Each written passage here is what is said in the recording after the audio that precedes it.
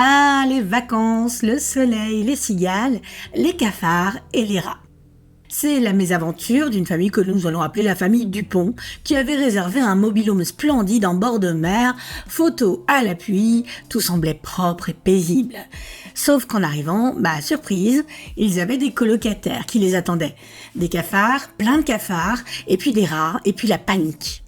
Alors que faire quand on découvre que la location de vacances est purement insalubre, voire dangereuse pour la santé ? Bon, bonne nouvelle, bien sûr, la loi est avec vous. La première règle, c'est qu'il faut prouver l'insalubrité. Donc, on dégaine l'arme fatale, on fait des photos, des vidéos, et puis on demande également des témoignages autour.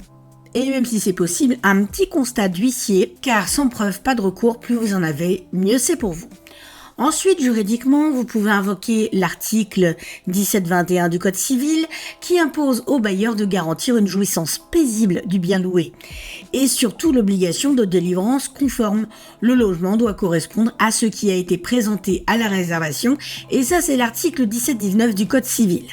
Si la location est clairement inhabitable, les rats, l'humidité, la moisissure, des punaises et j'en passe, vous pouvez exiger un remboursement partiel, voire total, voire résilier le contrat immédiatement, ce qu'on n'a pas le droit de vous refuser.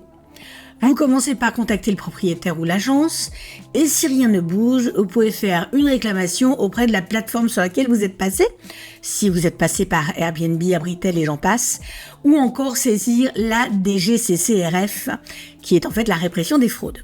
Vous pouvez même engager une procédure devant le juge de proximité ou le tribunal judiciaire si le préjudice est important. Tout ça pour pouvoir demander bien sûr des dommages et intérêts parce qu'il semblerait quand même que vos vacances aient pris un petit coup derrière la tête.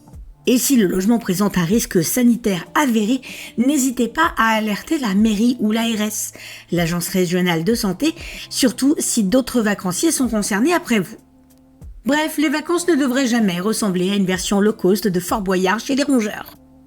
En tout cas, renseignez-vous, défendez-vous. Il suffit de vous documenter, de réclamer et de ne pas laisser passer. Le droit au repos, pendant les vacances, c'est sacré. Et le clic sur j'aime et l'abonnement aussi, c'est sacré. Puis ça nous fait plaisir.